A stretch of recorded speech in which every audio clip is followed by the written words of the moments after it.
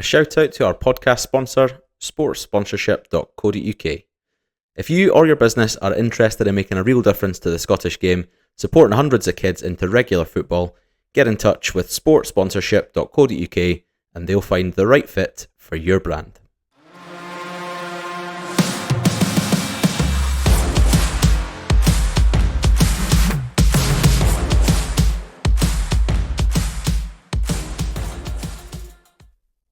Hello and welcome to Tinpot, a Scottish football podcast. My name's Tom Leask, your host, joined by my chomping friend Matthew Strugnell. Hello. And my giggling friend Andrew Guild. Hello. I hope you're both well, gents. We'll get a catch up in just a sec. We're on episode 38 of Tinpot. I know we're kicking on. It's the 16th of February as we record this, getting released on the 17th, the Tuesday. And tonight's episode is really just a big roundup from the weekend's football. There's all sorts to talk about. There's title race debacles. There's Livingston looking ever more likely for the drop, and a bit of sort of a few shock results in the middle of the table as well. So there's plenty to be discussed. There'll be a quiz at the end, as there always is. There'll be a what's the point in at some point as well, and I'm sure at some point an update from Matthew Strugnell and his protein consumption, because if you're listening right now, you won't be able to see that he is chomping away on what looks like a big bowl of protein goodness. Matthew, what's happening? Yeah, it's happening live for our listeners. I'll be mukbang for them. Currently eating a bowl of yogurt with some protein powder and some granola, some dates and a little bit of peanut butter. Decent. It's not the best protein powder. I went for the cheap one from Home Bargains, which was a mistake. Banana flavour, but a bit too processed. I like my, bit too fake. Whereas I love the Vimto one from my protein, which of course are real. Fake. Yeah. Nice natural flavours. The Vimto fruit from the Caribbean. No. Yeah, so it's live, it's decent. I was going to stop, but I thought, why not? I'll just keep eating, because that's what the listeners want. So that's what they're getting. That's what Give they them tune what in they for. want. Speaking of protein, guess where I was on Saturday night? Protein-based anecdote. Stevie Crawford's house for a barbecue? No. Oh, no, that'll be good though. Jim Leishman's house for a barbecue. Close. The barbecue was involved, but don't think Jim Leishman was the one doing the cooking. A barbecue this A time barbecue in this weather? No, I was at surely. yeah, Fazenda, mate, the indoor barbecued meat. Okay, the barbecue. yeah, fair enough. Oh, lovely stuff. So, How often was the plenty- card turned to red? Never, son. It was never red. I didn't even know you could Dude. turn it around. Did you get kicked out? No. Well, yeah, you have 2 hours apparently. So I was like just getting dragged away from the. I was grabbing the man by the leg as he was like, "Give me some more." So the boy just launched me a bit of fillet steak as I was leaving. I grabbed it, pocketed it for the car ride home. You can't have enough protein. Yeah, so I was up to my guts and meat. Optimum Incredible. guts in meat. So Was that Hoping right? that gets so clipped much up. meat. Yeah. Romantic Valentine's date, was it? Nah, it was like me, my friend Stephen, and then my wife. Valentine's No, the wives were there as well. Oh, okay. Double date. But me and Stephen had been to the Rovers game in Morton together, which was a great Valentine's afternoon. One of the worst games I've ever seen in my life. Like, genuinely. No, wasn't it? Man. Yep, I don't get to many games this season. I think I know now why I don't go to many games in a season, because it's turgid. And God. yeah, but the Fazenda was good. The meat was on point. The salad bar was good as well, because they'd stopped the salad bar. Oh, that a bit of granola. We'd stopped the salad bar during COVID times. You could still go, but you couldn't like go up to the salad bar, so you had to order like little sort of sides to your table. But now the salad bar is open again, and it's a good complement to the meat. Plenty of cheese there. I don't know if cheese is a salad, but it was good. Cheese counts as a salad, yeah. Yeah. So extra protein there with the cheese. loads of chips, loads of peppercorn sauce. Yeah, it was really good. The place was bouncing, busy place. Never really had a bad fazenda trip, to be fair. It's always Bloody expensive though. 8 out of 10. Yeah, This is £57 for the bloody thing. £57 bloody pound. Is that all it Good was? job, had a bit- I thought it was more than that. Shit. But I have it 12 plates, so I got my money's worth, I think. Did they still do the little chicken hearts? Were they on? Yeah, I had two of them, son. Yeah, nice, huh? Little That was puffin good, man. hearts. Valentine's Day. It was really good. Yeah, and felt the gains the next day. Like I felt absolutely shredded when I woke up on Sunday morning. Like I felt like I just, yeah.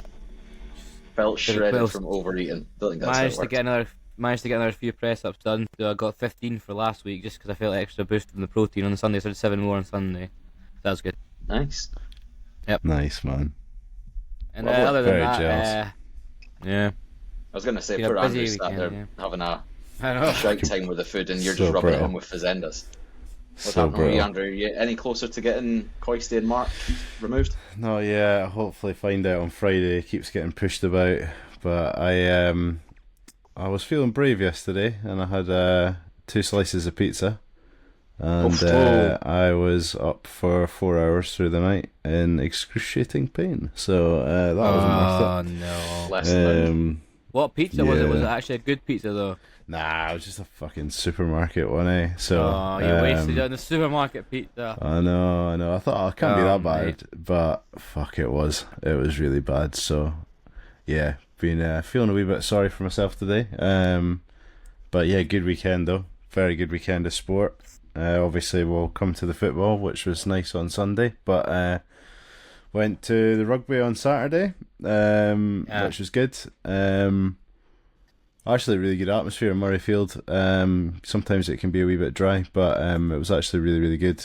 What a game, what a performance. Absolutely incredible. So, it was good. It was great. First time I've been to a game sober, though, so that was interesting. But yeah, I suppose I kind of remembered a bit more of it, so it wasn't so much of a shock when I watched the game back. So swings and roundabouts, but no, it was class. It was really, really good. Nice to get away to a big sporting event. It's been a wee while, so no, I enjoyed it. It was great. saw a meme from a football page. It was like 3 pictures. It's one of them just says Scotland won, and it's a guy shrugging. And then the next one's like at rugby, and he just looks disgusted. And then it says, "Oh, but it was against England." And then it's cheers and pints getting thrown everywhere, which is true. I don't really pay much attention to rugby, as you know, but whenever Scotland play England, it's a different story. Same with the cricket. We got beat in the T20 World Cup by England in the cricket, but it was a valiant performance by the Scots. Well, at the weekend, the massive underdogs we were. Yeah, it was the same day as the rugby game in Calcutta as well. Calcutta Exactly, Cup yeah. for the rugby, and the cricket was in Calcutta. where is Calcutta? India. Yeah. Yeah. So why is it called the Calcutta Cup? Because we invaded India and stole the cup, or what? Probably, to be fair. Probably, yeah. It's probably actually not far off the truth. Can't you, They're was probably like, like, colonised they're probably anymore, using it for Oh, something. right, Jim. Yeah. Big Jim over That'd there. be using it in the correct sense, though. Yeah. Unlike that man. Not him spouting his lies and his fucking shite nonsense, like moron. Yeah, You live in Monaco, that's- you twat. You get Big- told. Yeah. Such a Yeah, fan. come at me, Big Jim, you stupid idiot. Call him out, mate. You're Jack now as well. I'm Take tagged out, son. I did fucking 15 pesos last week, Jim. He's a scrawny old dick as well. I could take him. Well, Jim Radcliffe, if you're listening, Matthew is going to fuck you up. So That's going to be the next yourself Misfits boxing match. Struggles Yeah. versus Jim Radcliffe. Come on. I'd pay for that. It'd be incredible. What a PPV that would be, man.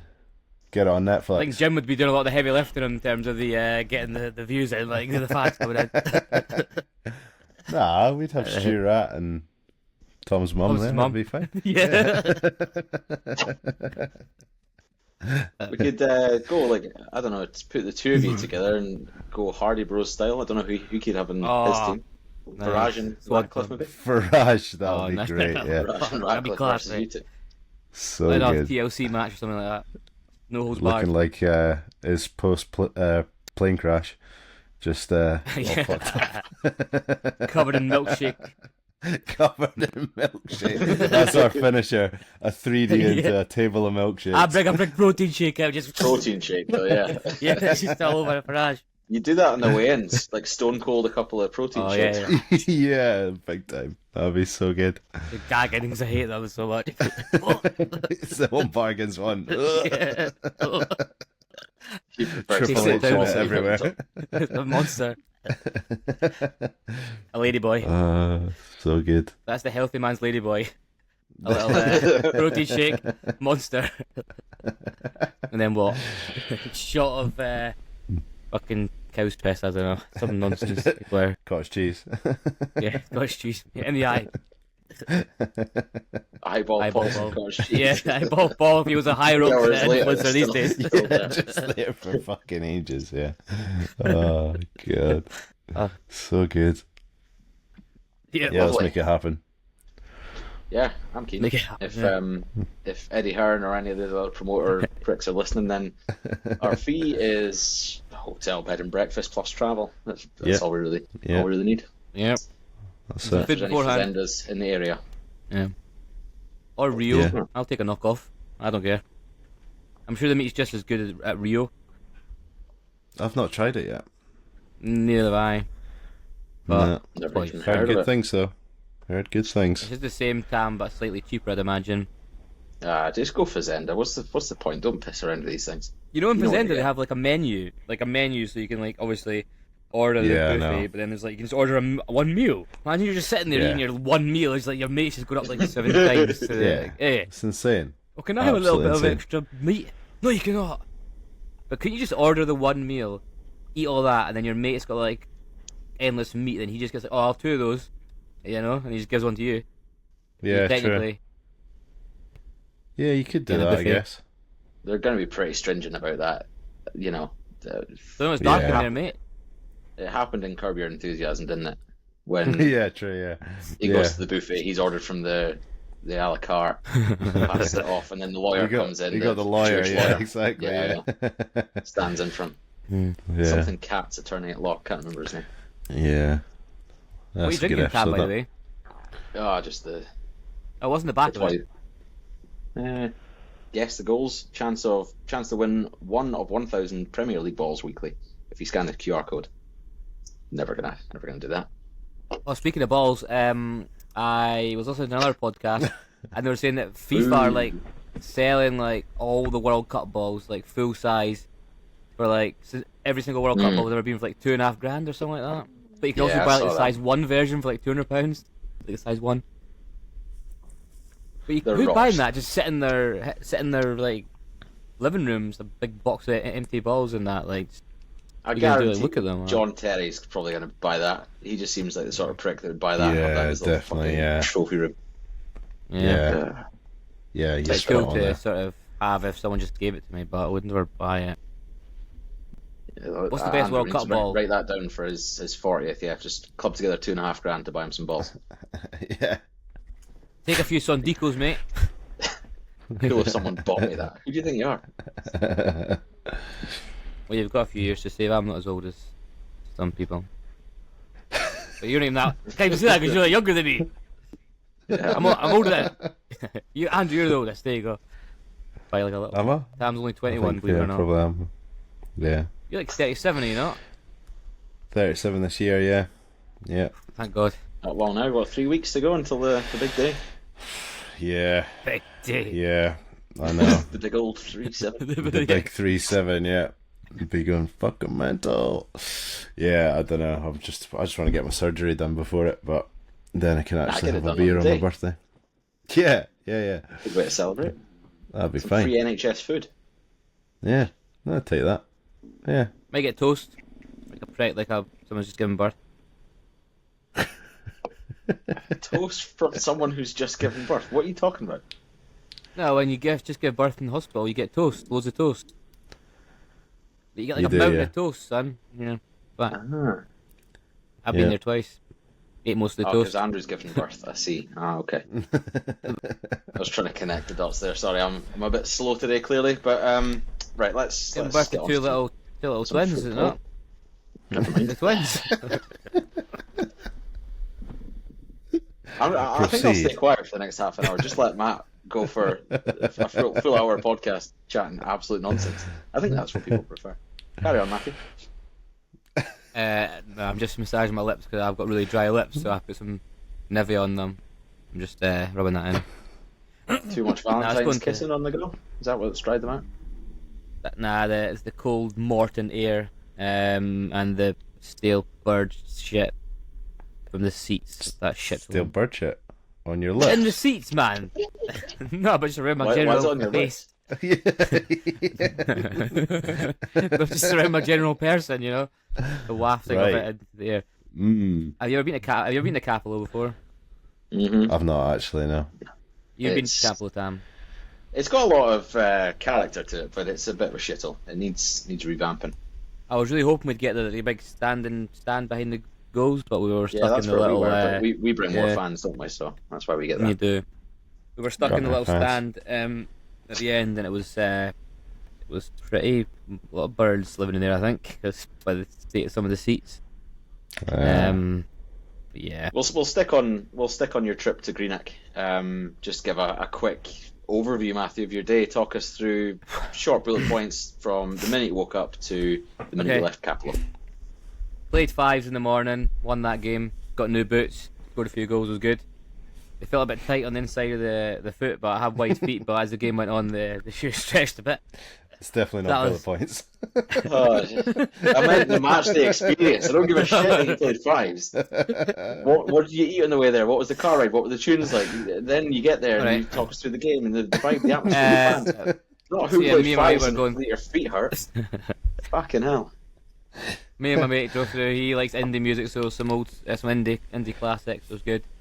Stopped over at Nice. Big Tesco, got a breakfast triple sandwich, some chicken Oh. skewers and a big Red Bull. And got to the stadium. It was freezing. Yep, and the game was terrible. Wraith had one shot on target, and we've also seen a video of the left back sort of kicking the ball with his other foot and falling over, which is great. Highlight of the day. There was a few scraps on the pitch, but it got a bit heated. But yeah, it was diabolical. Morton slightly better, Wraith really toothless in attack. Signed big Innes Cameron on loan, but apparently he's injured, so there you go. We'll just persist on Good lumping signing. the ball up to Jack Harmon and Lewis Vaughan, but I think Emery came for a point, we got a point. I'm going to go to Arbroath away in a few weeks' time, so let's hope that's a bit more exciting anyway. And then we drove home, went to Fazenda, I ate my weight in meat and went to bed. Had a few quality street before bed. There you Nice. You're not getting a job for Don't you know- Sky Sports anytime soon with the match reports. That was terrible. Do you want to know Come what on. quality sheet I had before bed, or No, I've got no interest. I'm done. I'm going to move on. few from strawberry Championship creams, chat. Didn't ask, don't care. Andrew, Yes. try and instill some professionalism back into this very, very professional podcast. Yeah, the football at the weekend, it was a massive, massive weekend in the Scottish Premiership. Huge shifts at the top of the league. The two games on Sunday was obviously Sky Sports Super Sunday, since it was the FA Cup. And for me, I watch a fair bit of football across the whole of the UK, Scottish football, English stuff when it's on Sky. And for me, it's the best Super Sunday I've seen all season, or for as long as memory can take me, to be fair.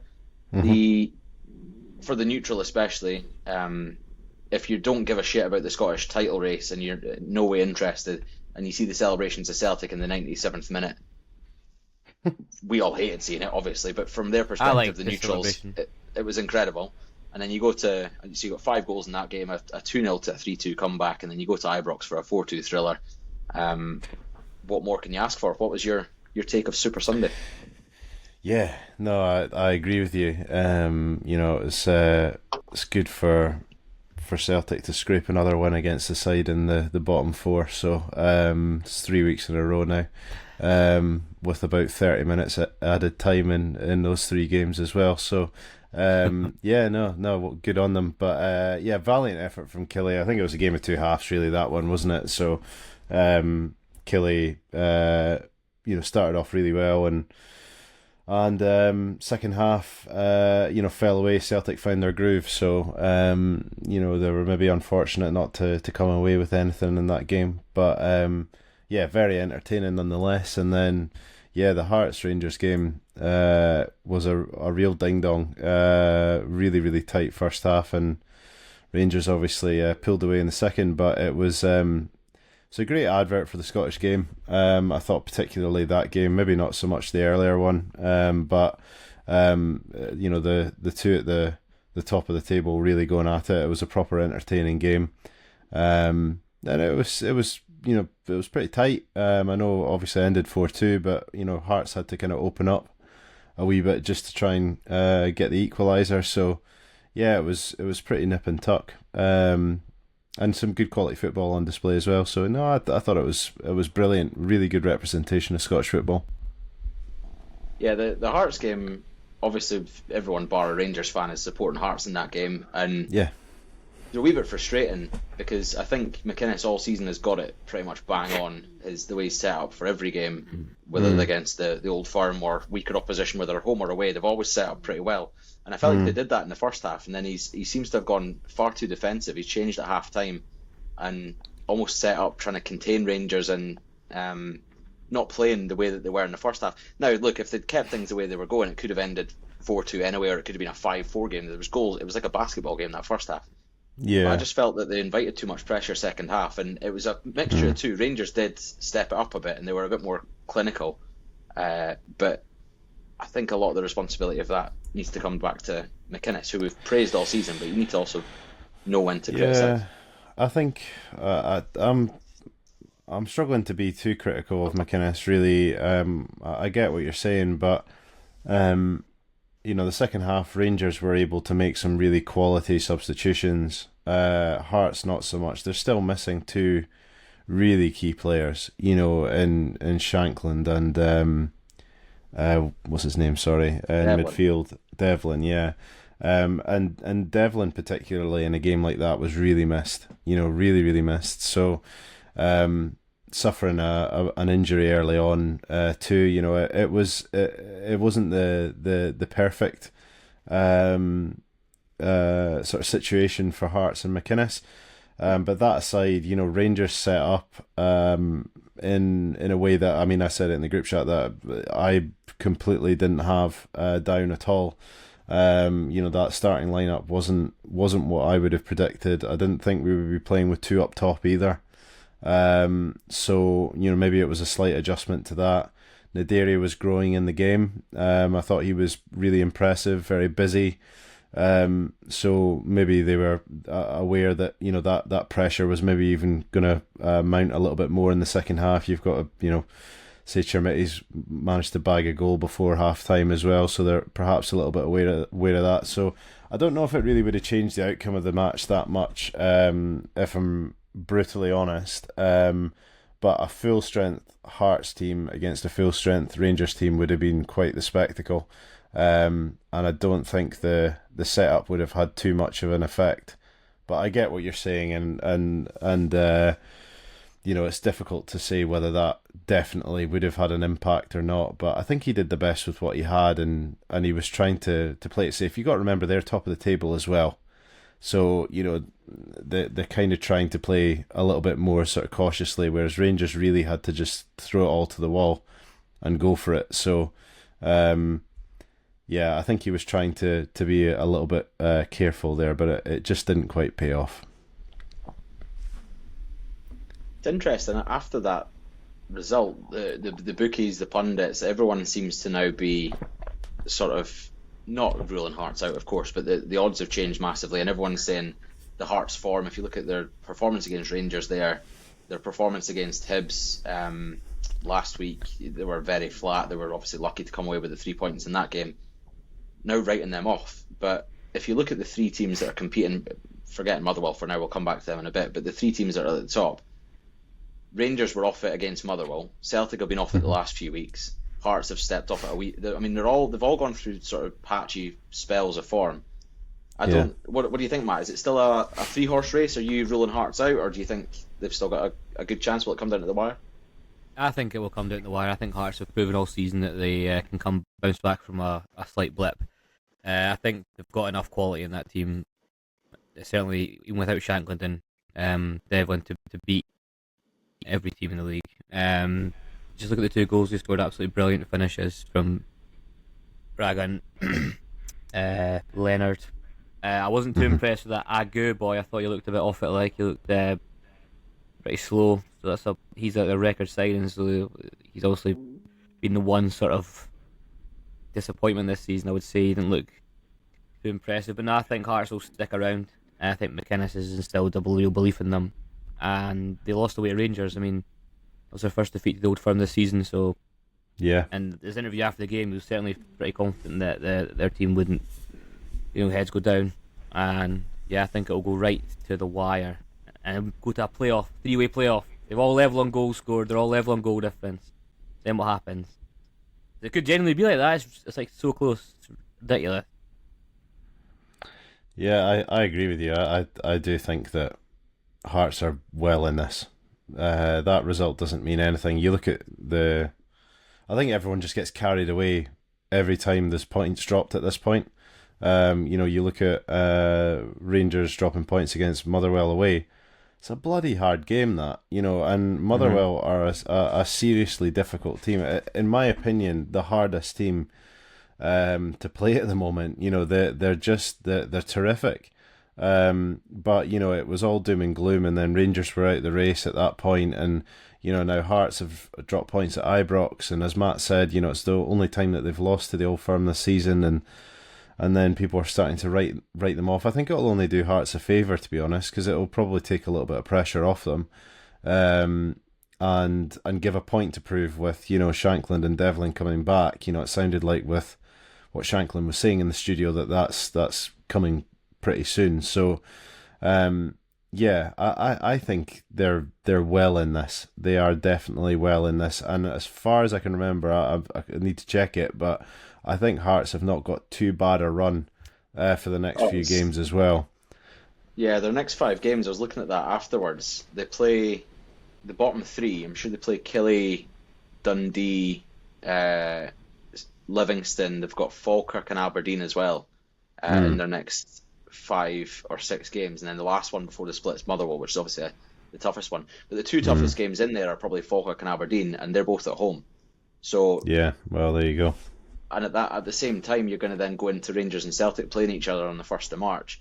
That's going to be massive. It's no matter what that result is in that Old Firm, it's by the 1st of March, it's still going to be a 3-horse race, isn't it? It's not like Celtic lose that or Rangers lose that and they're now out of the race. It's so tight. Just a reminder of the table. Hearts played 27 on 57 points. Rangers played 27 on 55 points.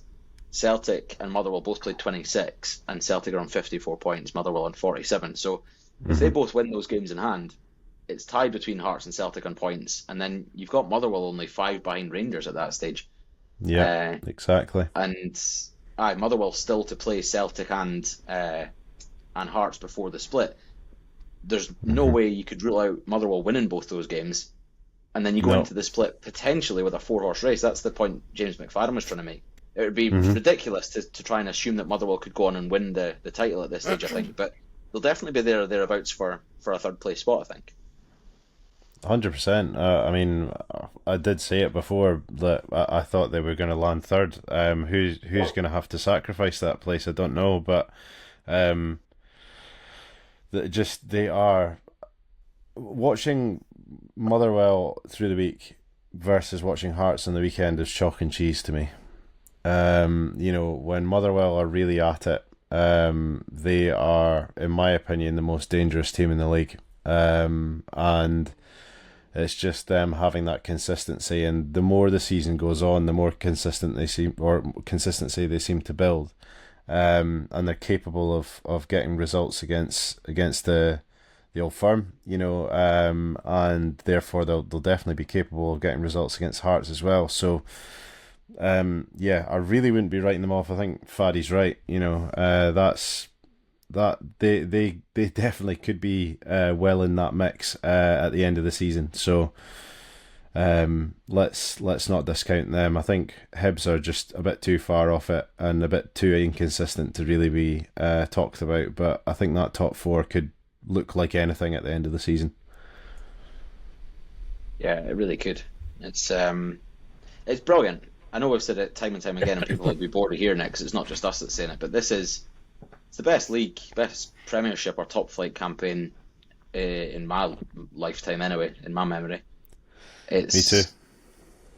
It's brilliant for the game. We made an episode that was titled "Scottish Football is So Back," and that was before the league campaign had kicked off. It was when all of, I think, 5 teams were still in Europe and were doing all right. Obviously, 2 weeks later, most of them were papped out.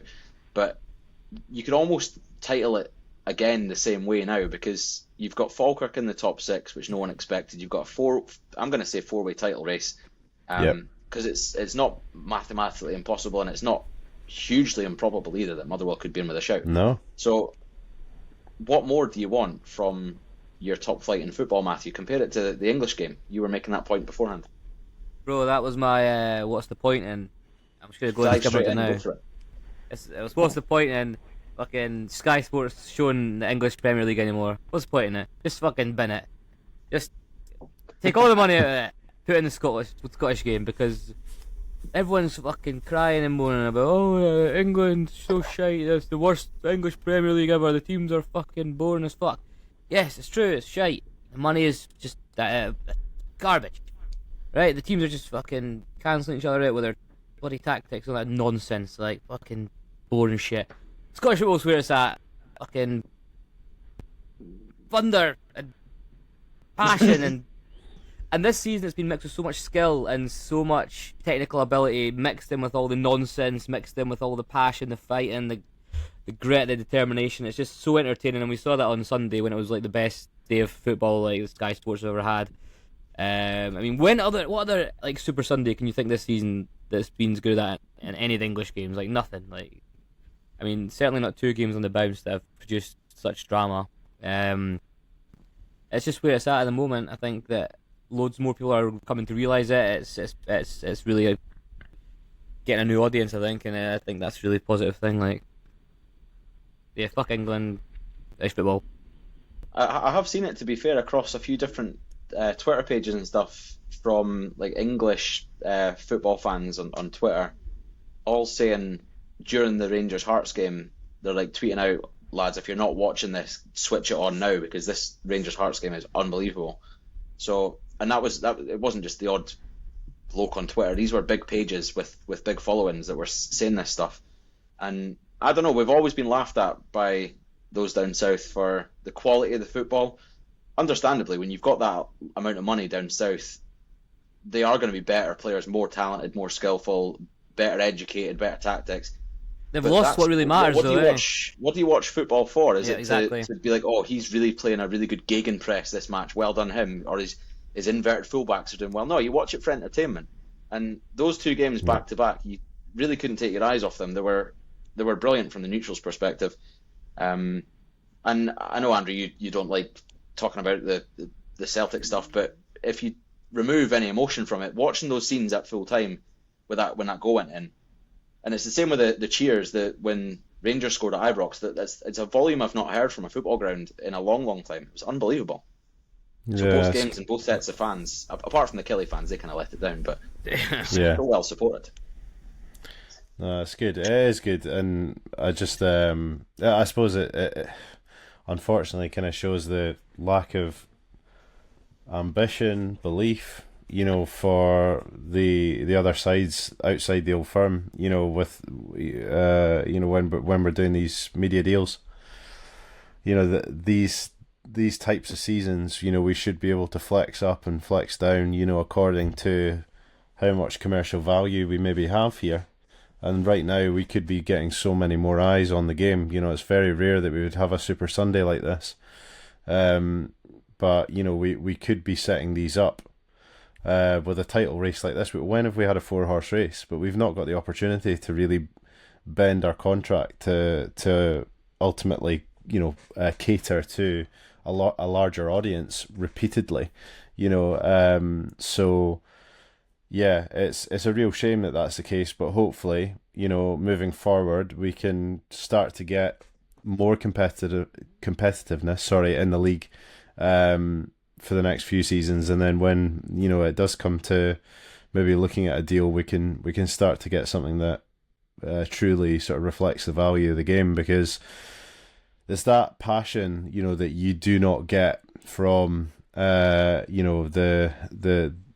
English Premier League particularly, even dare I say the Championship, you don't hear that level of noise, you don't hear that type of reaction, you don't have that that much skin in the game from a fan's perspective. It's different gravy up here, and it's a real shame to keep it to ourselves. I think I'd hate for it to get diluted, as a result of maybe doing a little bit too much with it, from a media perspective. But I mean, imagine how much more attraction we could bring to the game if we were bringing, Super Sundays, again and again and again, and making the title race even more exciting, ramping up the pressure so there's more likely to be slip-ups, etc. It would be a completely different story. So the only way to have that, I suppose, is to continually have more than just Rangers and Celtic competing at the top, because that's all they say down south is, it's Rangers winning again, it's Celtic winning again. They don't care. So when Rangers and Celtic play, it's like, that's the sixth Old Firm that we've had this season. Just exactly as a throwaway comment. But interestingly, comparing English and Scottish football, I watched Birmingham versus Leeds in the FA Cup at the weekend, and they're two teams that have had success, or relative success. They've been in the Premier League in the last 20 years, the two of them. Decent fan bases, like big clubs down in England. What an atmosphere was created there as well. And they're not your big six in England, if you will. That are, of course, they're still very, very rich clubs, but they're nowhere near the level of the other guys. And it was just brilliant. And on that note, just a very quick point about VAR. Watched 4 or 5 FA Cup games on the weekend, and at that stage they don't have VAR. And night and day difference, like in terms of enjoyment from a fan's perspective, without the VAR there. Like, a decision's made, the ref blows the whistle, gives the goal, it was offside, the commentators briefly mention it and say, that was offside. The managers aren't raging about it. The Newcastle game was different. That had funny, everyone was blown up about that. But there was the game on Friday night, there was an offside goal given. Managers didn't mention it in the presser afterwards.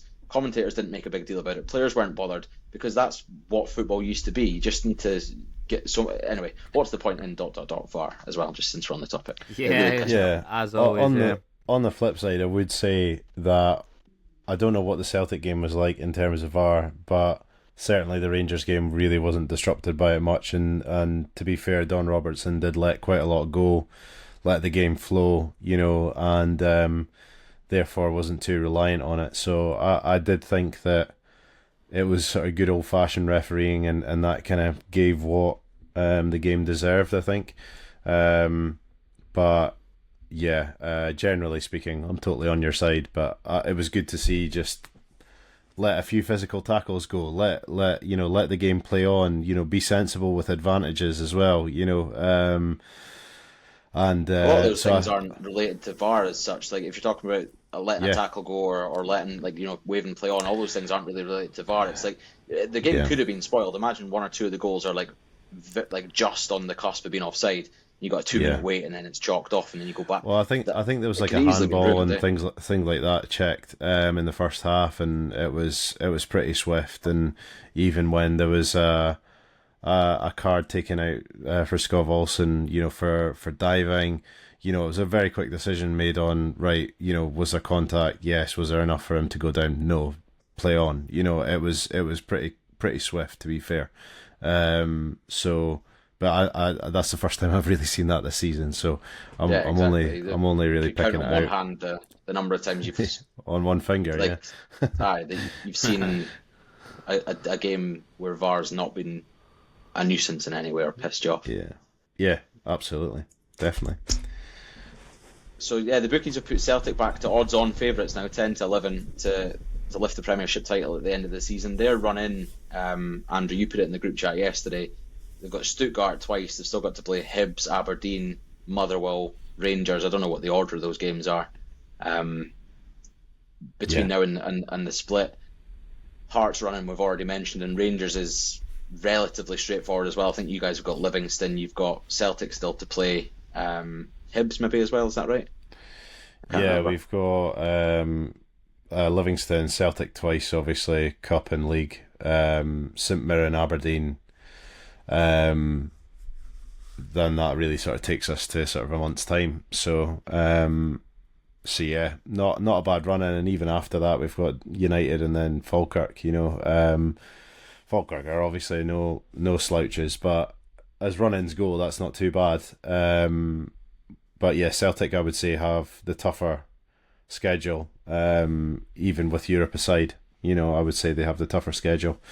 So interesting that they've been put as bookies' favourites, particularly after the last few results, because I mean that's what Dundee, Livingston, and Kilmarnock that they've really scraped by.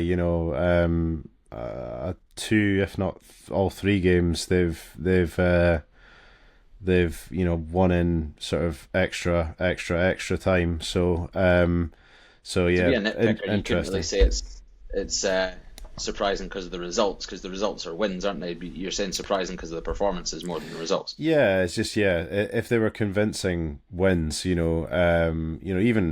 only winning 2-1, but convincingly, fair enough. But for me, I would definitely say that Hearts look a better team. Rangers have been in better form for a longer period. And Motherwell are no slouches, so I think they need to do some, maturing and quickly as a team, because they may well get caught out in this run.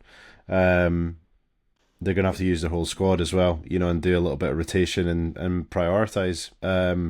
Do they really want to advance in Europe? This is a crucial time with Martin O'Neill at the helm. I can't really see him taking a back seat there. I think he'll want to kick on there, as he should. But is that going to maybe sort of play take its toll, I guess, on that squad going into the tough domestic games? I don't know. It has to. They've got the toughest run in the league out of the three teams. They've got the 2 European games added into that. There's an expectation at a club like Celtic to win every trophy as well. That Old Firm, the Scottish Cup game will be absolutely massive for both sets. That's playing into Hearts' favour, the fact that there's 2 Old Firm games in the space of a week. Matthew, we've asked this question about 10 times so far this season. The bookies have Celtic favourites. What's your take? Who's gonna triumph? Oh God, I'll just say in one word: Glasgow Rangers.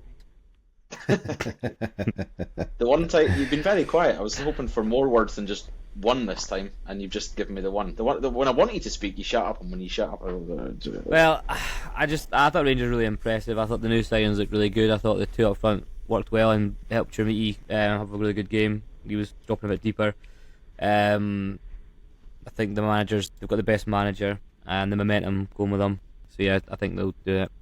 I think Celtic will come third. I think Hearts come second.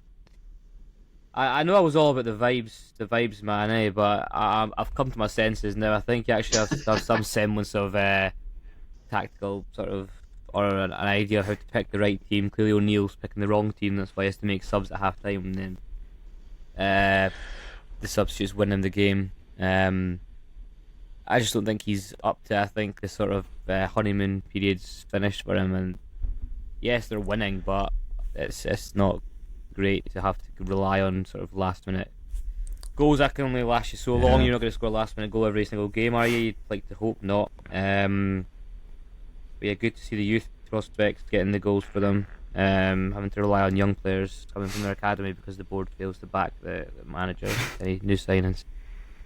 I don't know where that Araujo came from maybe Pollock. I think it's Bournemouth maybe, or Bournemouth. Bournemouth or something like Oh, that. is that a wee bit of? Is that a suburb of Glasgow? Is it? Did he Yeah, grew up that's kicking the it. ball around? That's it. Celtic Yeah. Park? Yeah. I mean, look at that, buddy.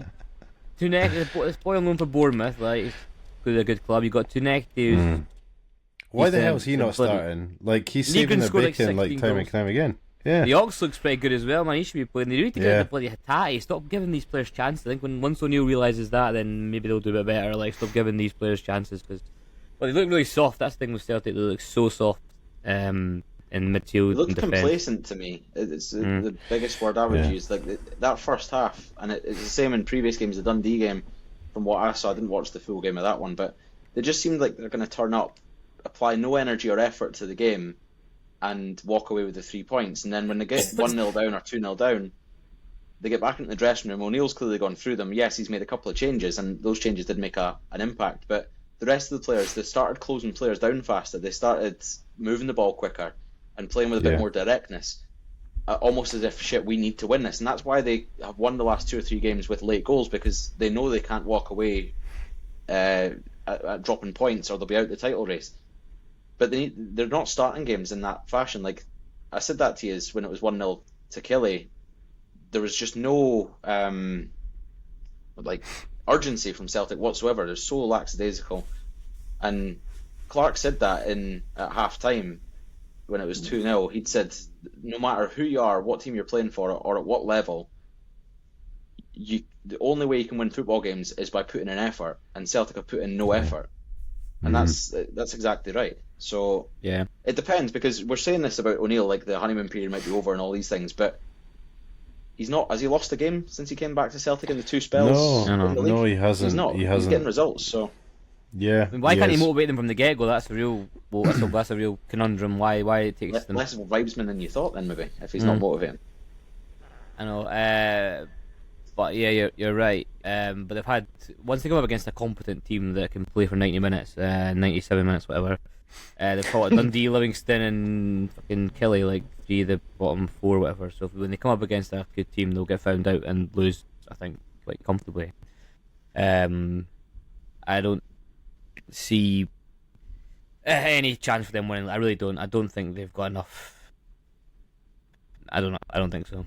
Well, they'll have 5 games after the split against good opposition, like you're saying. the good teams. They've Yeah, managed exactly. to get those late wins against the bottom teams, but they'll have 5 games post split that are basically all cup finals because it's going to be tight. They've got then Motherwell and Rangers before the split as well, so 7 out of their last 12 games are going to be these cup final types must And I wins think they'll get. against big opposition.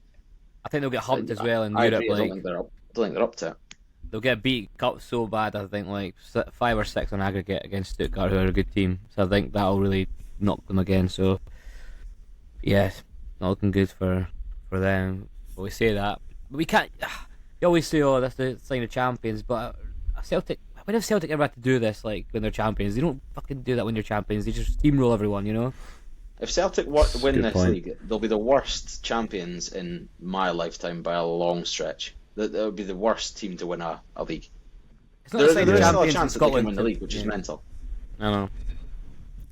The champions in Yeah. Scotland win by like battering everyone. They don't come back from 2-0 down against Kilmarnock or Dundee or Livingston on a regular basis. Coming back from these games, they just take they win the games comfortably 2 or 3-0. That's the champions in Scotland way. So it's not. It's just it'd be so unusual if they did it this way. I just can't see it happening. The momentum's all with Rangers. They're doing what a champion does. They win those games no matter what, and they don't have any shite. You know, they win them 1-0 or 2-0 or 2-1, but they're never coming back from the edge of a Yeah, cliff. they're never you know? scraping it, and Yeah. it's not even that. You know, I don't begrudge Celtic coming back from 2-0 down to win a game and being champions. It's not that. It's just that their performances. I can't remember the last time I turned on a Celtic game and was like, shit, that's top level football. Because that's the way it should be for a team with the budget they've got playing against the rest of the teams in the league. They should, not every week, because that tires you, but when you turn on a Celtic game, for 30, 40, 50 minutes of the game, you should be almost like taken aback by how good they are. Especially with the squad they've got, the money they've spent over the last 4 or 5 years. And it's the same, really, with Rangers to an extent. You should, and that's why Russell Martin went as quick as he did, because you should put on a Rangers game, and that's why it's been a 2-horse race for 40 years. Like, there is just such a gulf in the finances. But Celtic Yeah, have been definitely. They have been. They have been all season. You know, I know obviously the Nancy time was dreadful, but I mean, even when Brendan was there at the start of the season, and I mean, in my opinion, obviously he was causing a lot of the rifts. You know, that have then just sort of it's fuel on the fire kind of thing. But yeah, even then, you know, I remember the Old Firm game when we had Russell Martin, you know, playing a Brendan Rodgers Celtic team, and it wasn't like we were like, oh fuck, we're gonna get a right doing here, and we didn't. You know, it was I've the tried most. to raise that game from my It fucking was the memory. most Thanks. turgid game. Oh. Yeah, it was absolutely dreadful. But that's what I mean. It's been that kind of quality throughout, but somehow they've managed to pick up a point or pick up three. You know, after they've sort of slipped the ref a 20 or something. But it's that's really what it's been like the whole season. You know, that's it. So no, There's it no would be class great. the board about the back. team just now either. There's no around the No. whole club, the squad, the fans, like. There's no class around it. There's Yeah. yeah. Whereas I think the way that Hearts, Motherwell, and not the Rangers players as much, I don't necessarily think that squad's what I'm getting at. But Danny Rowe, I think, has gone about his job in a pretty classy way as well since he's come in. Yeah, So, he has definitely. Yeah, absolutely. That's why I you know, obviously I want to see Rangers win the league. Of course I do. But would I be absolutely gutted if Hearts won the league or Motherwell won the league? Absolutely not.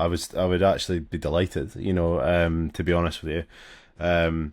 But seeing this Celtic team win the league would be pretty grim. You know, just considering what we've had to sort of put ourselves through and watch. You know, throughout the season. But Rangers are playing exciting football. Hearts are playing exciting football. Motherwell playing exciting football. They are bringing the entertainment to this league, you know, and the element that Celtic are bringing to this is the fact that they are so shit, you know. Yeah. You know, that's really their big entertainment that's value the at the talking moment. point, isn't it? Yeah, Just now, it that's is, all you talk exactly. about with them. Scraping And- these last minute wins, the extra time, and the Yeah, yeah. they're very, How badly very they're lucky playing. that they do have Martin O'Neill there, you know, because he is the one that is dragging them across the line at half time and saying, look, we need to get a result here by hook or by crook, and he is getting it. You know, he is absolutely getting it. But if they didn't put him in charge and maybe just put another manager in charge that was half decent or whatever, you know, I think you would see much more sort of ups and downs there, and they wouldn't be sitting where they are. So you've got to give the board some credit. You know, I think they've done the right job with the sticky plaster, if I'm honest, for just now. But I think a lot of the atmosphere around Celtic, and the sort of depression, if you like, is coming from the fans. You know, the new players have hit Yeah, the ground it running, seeps you know, in, in doesn't terms of you know, numbers. You know, they're scoring goals. You know, we've talked about a few impact players there. You know, when Matthew was talking about the Celtic squad, Nygren, Tunecki. You know, it's clear to see that they do have talent there.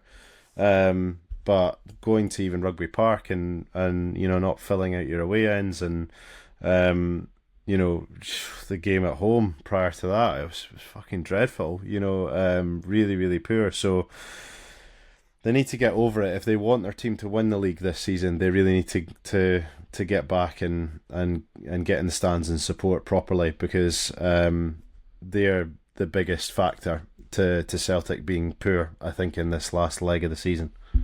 You just know it as well. What reeks about it is that home Stuttgart game that'll be sold out. The next time, I know the next two Old Firms, I think they're both at Ibrox, aren't they? Are they back to Yes, back at they Ibrox? are. Yeah. Yeah, so that's a moot point. But the next time they do, after the split, the Old Firm at Celtic Park, that'll be full. And when it comes down to post split, when it's crunch matches to potentially win the league or be around that, they'll all be full. It's your home games to Dundee and your home games to St Mirren and stuff like that they're choosing to boycott. It's just an easy way to say I can't be arsed coming because the football's not enjoyable. It's such disrespect, like to the rest of the teams, and all it's doing is giving them do you know what, we're gonna have a right good fucking go at you today, because the you know, you're not gonna have the crowd behind you, you know, and anyone that is there isn't going to be able to build an atmosphere, so they're going to get on your back, you know, if we score early, you know. So And Celtic are going through that cycle that Rangers went through for a long time. No team in the league feared you. No team in the league feared you at all. So they thought, do you know what? I'm going to go to Ibrox. I'm going to get a fucking result. Apart from Jim Goodwin. Jim Goodwin lays there and gets his tummy tickled. Yeah, exactly. Apart from Jim Goodwin, but that we felt that for a long time, and they're feeling that this season. I don't suspect they'll feel it next season, but they're feeling that this season where no one's really scared of them. Yeah. And quite rightly so. But it's the fans that are causing it, or the lack of fans. So if they want to win the title, they need to turn up, and they'll be the first ones as well, the ones that don't turn up, that if Hearts end up lifting the trophy, they'll be out there throwing barriers and all sorts, whereas but in the I same can't breath, see that from a Rangers fan's perspective. If Hearts won the league or Motherwell won the league, I really can't see any sort of chucking of barriers and sacking the board and all that kind of shit. I think they'd be the only fan base that would begrudge them. in the same breath, they'd be the first fans out in the streets hanging for lampposts celebrating if they won the league, saying, we're going for X in a row. So they're just fickle people. Anyway, the league table, we've been through the top four where that sort of title race is. We're not going to go through the rest, but you've got basically a fight now for 5th and 6th. I can't see any other teams getting into the top 6. It's between Hibs and Falkirk. Hibs had a good win against St Mirren at home. Falkirk were defeated with 10 men at home to United 3-2 in what was a very unlucky game for Falkirk, I felt. And then it's bottom 6. It's Kelly and Livy are down. I think we can all agree. Is that fair? They're I think gone. so. Yeah. I think Marvin Bartley's showing signs, that he might be bringing something a little bit different, but it's early doors, isn't it? But just unfortunate for him that I think enough. Neil McCann is doing the same thing at Kelly, isn't he? He's doing really well. Yeah, really brave football. Definitely. Worrying for Stephen Robinson, mate. I think Smokey Robinson. Well, we've got United and Aberdeen. Sorry, I was just going to say they're 7th and 8th. They've got 2 games in hand on the bottom 2 and 1 game in hand on the Dundee and St Mirren. So I think they're fairly safe away from the 11th place, the playoff spot. But yeah, Dundee on 24, St Mirren 23, Kelly on 20 for that playoff spot. I think Dundee look the most sort of consistent across the season so far. Kelly have taken a wee bit of a corner. So I think Kelly will stay up. I think Dundee will go I think Dundee or St Mirren will drop into 11th. I think Kelly look quite good. Their signings look quite impressive. They brought in that Tishbola boy again for his 4th spell at the club. He's quite a good player. John Jules, if he's not injured, looks really good. John Jules looks class. Yeah, and then I think Dundee 2-0 against Livingston to draw the game. I mean, that's a shocking result for them. And if Kelly had picked up a point or 3, it would have been really close. And then St Mirren just can't seem to get any sort of consistency going in the league at all. Can't score many goals. I just see Kelly scoring more goals than those 2 teams to really. Well, if you look at Kelly's run as well between now and the split, they've got they're away to us against Dundee United, which is not too tough a game. Then they've got Falkirk, Hearts, Livy, Hibs, and Dundee. So they play Livy and Dundee before the split. So if they win those 2 games, which is not too unrealistic, that could be exciting as well. I don't know what St Mirren's run's like.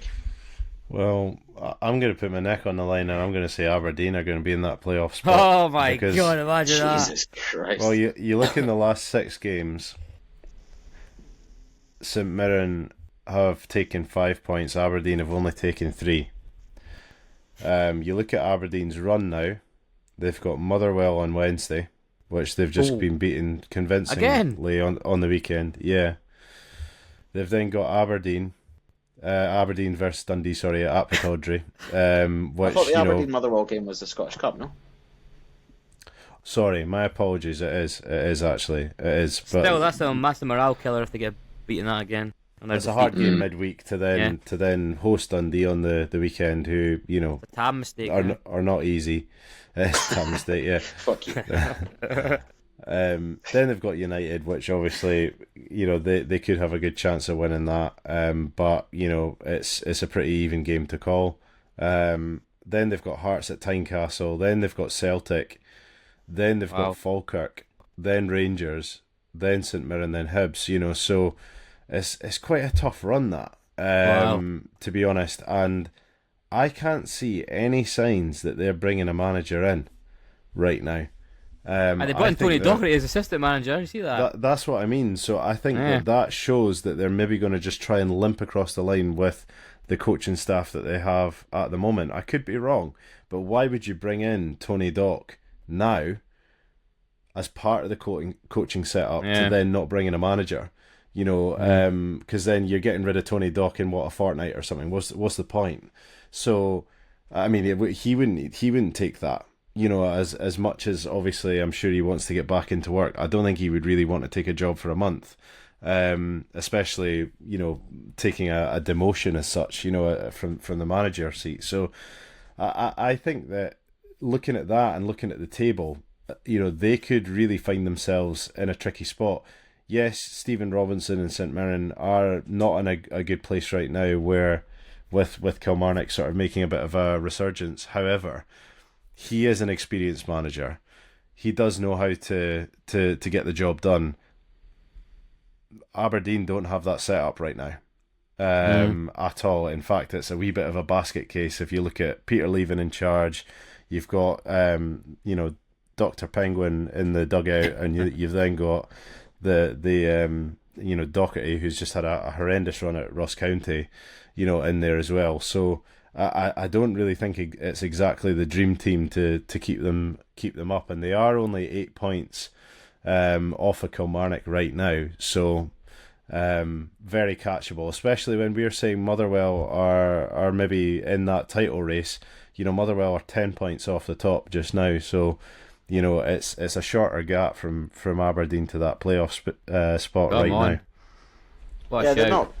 They're not ruled out at all. I think St Mirren still do have to play Motherwell, Rangers, and then on the last day before the split, Celtic away at Parkhead. So they do have a tough run as well. And they've got, I think, Partick Thistle in the Cup, which could easily be a banana skin, but on the other hand, could keep them in a tournament to have another tricky game potentially to slot in there somewhere. Or either that or they lose and it's a morale killer. So yeah, I think, like we said, we've got a top four at the minute. We've got two teams secured in 5th and 6th. The majority of us, Andrew's saying that Aberdeen might be down close at the bottom, but I think Dundee United, and Aberdeen are those 7th and 8th spots, and then a battle for those three in the playoff. Anyway, it's all very, very exciting. It's all going to be changing over the coming weeks. It's loads to chat about, and at some point we'll probably need to review the other three leagues. There's been so much going on in the Premiership that we've kind of been neglected, so it'd be good to catch up about the lower leagues and who's going up, who's going down. We've not looked at that for a wee while, so that'll be coming up in weeks to come. Yeah, absolutely. In a world where sponsorship is more accessible than ever, that world exists at sportsponsorship.co.uk. Whether you're interested in making a difference to your local community or further afield, or perhaps you're looking for access to tens of thousands of followers online to push your brand further than ever, get in touch with sportsponsorship.co.uk. That's sportsponsorship.co.uk. Gents, if you don't mind, is it time for a quiz? Would you mind? Oh, here we go. Come on. Sounds good. Appeasing me with that? Can I move my mic? Sorry, that's making noises. And we love to answer them. I do love to ask you questions. It's my favourite thing to do. Right. Well, you're the host. Let me share my screen. For you on YouTube, you're going to get a graphic. If you're listening along, you're just going to have to put up with that. Let's see the high quality graphic we have here. It's good, isn't it? Oh, it looks great, mate. It's good. So it's a game of Tenable, or 10 in 12, which we've played before, but since we've got the graphic, I've given you your lives on the right-hand side, and I've also included this time some lifelines on the left-hand side. Oh. So, nice. We are looking for the players with the most appearances in the Scottish Premiership, so from season 2013-14 to present. And it's appearances within that time. It's not like, let's just say you've picked a Chris Boyd, for example, who's started in 05, had loads of appearances, but didn't make any or many after 2014, he wouldn't count because most of his appearances were before. So it's appearances Right. from 2013-14 to now. The 3 lifelines you've got there are, I'll tell you the clubs in the Premiership that the players played for, so you can choose that at any stage. The second one is I'll tell you their nationality, and the third one is I'll tell you their stats, their appearances and goals stats. What are the flags there, Tam? What's the one with a little star in the middle? I need to go on my screen. I can't see it. Sorry. I think that might be Ethiopia. Nice, mate. Many Ethiopians playing in the SPL. Pass, mate. It's just a random generic flag image. All right, just get off my fucking case. So yeah, the top 10 most appearances in the Premiership from 2013-14 onwards. On you go. Right. And it's a team effort. I should have said. Sorry. I'll say, Can do. despite obviously having pre-2014, I would say Scott Brown, because he pretty much played just about every game, didn't he, up until not too long ago. But what do you reckon? Yeah, sure. Scott Brown. Scott Brown is your first life lost. Oh no! God's sake, Andrew, you mug. You've only got Fucking one hell. more life to lose now. Let's Scott go for Brown is his 14th on the list. Let's go for his predecessor, whatever the word is for this person that comes after. It's not predecessor, it's post-predecessor. We'll go for Cal McGregor. Callum Cal McGregor. McGregor, well done, sir. He's at the top. 339 appearances in the last. Surely 13 Tav's years. got to be in there if he's like the main man for goals. So he's probably I played. would say so. I mean, it's only really this season that he's been kind of dropped for a few games. Yeah. So I would say that's a pretty safe bet. Yeah, the Tab James Meister. Tavernier. Correctamundo. So who's played? 306 appearances. Who's played like all the games? Trying to think. Well, like Craig Gordon, do you think? Has he played all the games? Or has he been injured a couple of years? No, so maybe not. I think he would be a bit of a dodgy one. Well, who else has played for Celtic? Oh, James Forrest, maybe. But I see him played that much. No, he's played a lot, no? The last couple of seasons he's not really played a lot though. But I mean, Yeah. we're talking from 2014. What, 12 years ago? Yeah, go Forrest, surely. I think that's a fine shout. Yeah. I was thinking James Graham Forrest? Shinney, but we'll go. Forrest has probably played more games. Going for James Yeah. Forrest. That's your second Yeah. life lost. No more lives to lose. James Forrest! James Forrest is 13th on the list, just above Scott Brown with 263 appearances. The person in 10th, I'll just help you a little bit, is on 278, and you can see McGregor there at the top is on 339. So that's your ballpark. Bloody close. Right. Time to start using these lifelines, I think, lads. You're struggling here. Never What do you mind. lives think to lose. about Graham Shinney? Aberdeen Didn't he go to like captain. Derby for a few years? He was down south. And south. Well, yeah, I suppose, but he was up here, then went away, and then came back, didn't he? I don't know, maybe not. Or do we play a lifeline? Should we go for a lifeline? Yeah, okay, we'll go just to get us a bit of confidence. Give us Okay, the Indian give us a flag lifeline. The Indian one. Well, I need you to choose a number between 1 and 10. okay. There's a bit of luck involved with these lifelines. Number 4. You've already got for number 4. Number 1. Number 1 you've already got. You're a prick. Let's go 10 then, just to see it's like bottom of the list. 10. Yeah. You both in agreement? Yeah, that's He's fine. Scottish, I bet. Yeah, it's Scottish. Nationality of player 10. You've lucked out. He's not Scottish. He's Canadian. Oh, be Arfield then, right? That was the first one Or that popped to my head. I'm David trying to think. Or Wotherspoon. Wotherspoon. Oh, let's go Wotherspoon. Yeah, I think Wotherspoon. For that whole Aye. period, Arfield was only there a wee while. To be fair, so Yeah, he was at yeah. Burnley. Yeah, so yeah, Let's go Wotherspoon. go Spoony. Right. Yeah. Good use for the Yes. lifeline, lads. Well done. 278 appearances for David Wotherspoon, our only Canadian on the list. You've got Wow. 7 more to get and 2 lifelines remaining. No lives left to Let's lose. think of like one-man teams like this played like for Hibs his whole life, or who's like It's been hard, a bit of it's a, actually bit of a not- journeyman. I don't think there's really been that many, but I'll help you Yeah, a wee looking bit. Of the 10, 4 of them are one club men, and you've already named 3 of them in McGregor, Tavernier, and Wotherspoon. All right, one more one club man. What about Stephen O'Donnell? Stephen O'Donnell's a good shout. Yeah, He's played. I feel pretty confident with that. He's hovering over player 3. He's Yes, not a well one. He's not one club though, is he? Oh, yeah, well, there you go. Says it there. Stephen O'Donnell is in third place with 308 appearances, 2 more than Tav. Who else is like been at a few clubs in the Scottish Premiership? Mackenzie from Killie, he's only been there, but I don't know if he's got enough Rory appearances. Mackenzie, yeah. I know he kind of fell off recently, but he was a pretty steady Eddie. I can't remember his first name. Rory. Yeah, it could be. Yeah. I can't think of any of like one club people though. It's hard. Do you want to try that? I'm not feeling overly convinced, but No, let's not go for a risky. Yeah, let's use our lifeline maybe for a bit nervous. yeah, fair enough. Fair Yeah. enough. Pick a number, Andrew. Okay. 7. Number 7, and which lifeline would you like to use? The club one.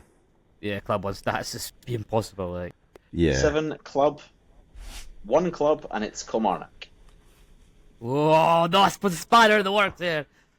I think Rory I wanted something there. Yeah, go for it. I can't think of anyone else that's been there longer than him. Yeah, go for it. Rory Mackenzie locked in. Go. Yeah. Nice. Correct, well shout. done. Yeah, well done. I'm glad. That's like when you go on Who Wants to Be a Millionaire, you think you know the answer, but you do 50-50. Yeah, I know. And I that just didn't confirms. Matt's I just didn't. wasted your lifeline there, Andrew. Shut up! You did? He said bloody Scott Brown. Graham Shinney's got Stop to be going in about there. Graham Sherry, no. Well, I'm who else? vetoing Who Sherry. else are you thinking? Who else are you thinking? Like, I'm struggling. Gogic. Oh, Gogic is a good Maybe not shout. Gogic. He was. Well, yeah. It was Hibs and then was it Hamilton? Hibs Were they in and the Premier? St Mirren. St Mirren. Don't know if Think there of was a any gap in Motherwell between. players. I mean, McGinn, Paul McGinn. Do you think? Paul McGinn, yeah. He was Played a at lot. St Mirren as well. Hibs. Motherwell. Did he go down south? Was it? Yeah, Motherwell. Yeah, What about I'd any say he's a good Dundee shout. United? I'd say Paul Simon McGinn's Murray, a good shout. I don't think he played necessarily every game. Okay. Well, maybe I'm wrong, but I mean, I certainly from 2014 he wasn't really bursting on the scene that No. long ago, was he? Could be wrong, but it You've got feels 5 like and 5 more to get with 1 lifeline remaining. No lives left to lose. Just as a reminder, I'd say before you lock in McGinn your next is a answer. good shout. Shinney's a good shout for me. Both of them, I'm still sticking with that. But do you want to go let's- McGinn because we both agree to that? Yeah, okay, Paul Try and speed McGinn. things along. McGinn is correct, and so is Graham Shinney. I'm just going to... Oh, Andrew! I should have doubted you, you bloody There legend. you What's the go. set? 2 clubs, Inverness and Andrew's Aberdeen. ball tonight is off the charts. He's named, I think, pretty much all these, bar There's maybe McGregor from... There's Matthew. got to be Yeah, another I got Celtic that one player in wrong. there, do you think? Got to be another I Celtic don't player think. who's played. Well, the only problem is the Celtic players, unless they're like Callum McGregor, Oh yeah, they right. haven't really played around other clubs. The only one would be McCowan, but McCowan came on the scene really late with Dundee, Yeah. so I don't really think there would be necessarily. And the same goes for Considine. Rangers. Considine. Yeah. Considine. Aberdeen Considine. No, Considine I could wait. He plays St is Johnson as correct. well, yeah. Well done. He's Yeah. player number 6. You've got 2 left to go, and you've got 1 lifeline, 0 lives left to lose. Let's use our lifeline for player 2. Player 2. No, I think. Well, No, yeah, player 9? actually, yeah. No, I would say player 2. Yeah, definitely, because I can't think of anyone What that would difference be up does it there. make? Because you're kind of guessing, like, I guess player 9 was easier about- to guess. Player 2, Okay, I'm player struggling. 2, the stats for player 2, it's not really a stat, but played for 3 clubs in the Scottish Premiership, 320 appearances, 7 goals. That tells you that he is not a forward. I don't know. And of anyone on this list, so obviously he's not got the most appearances, that goes to Cal McGregor, but he's got the most minutes by about Ryan Jack? 1,500. Ryan Jack? No. No? No? No. He's a 2 club man No, in the Prem, he Aberdeen and was Rangers. he's 2 club man Right. and he was injury prone, so he definitely wouldn't be anywhere on this table for sure. Too busy on the injury table, you know. Three clubs. Defender.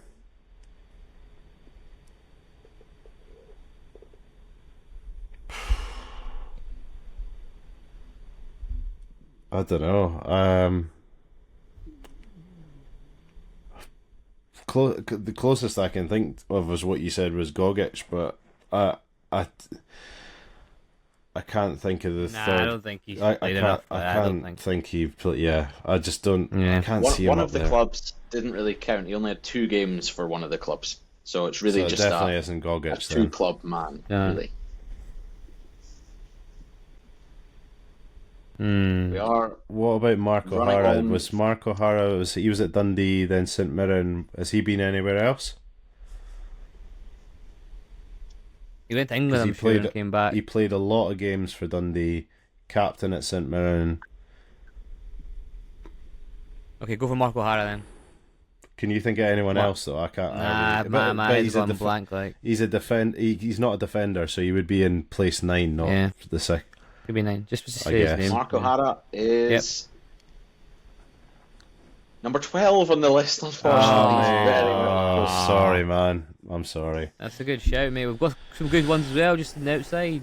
The 2 clubs, well, one of the clubs, 2 appearances were for Celtic, but the other 2 clubs are St Mirren and Ross County. He's a right back.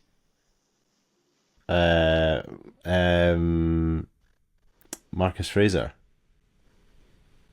Correct. Ah, well Marcus done. Fraser. And the other player is Never centre thought he would half have that many appearances. I know.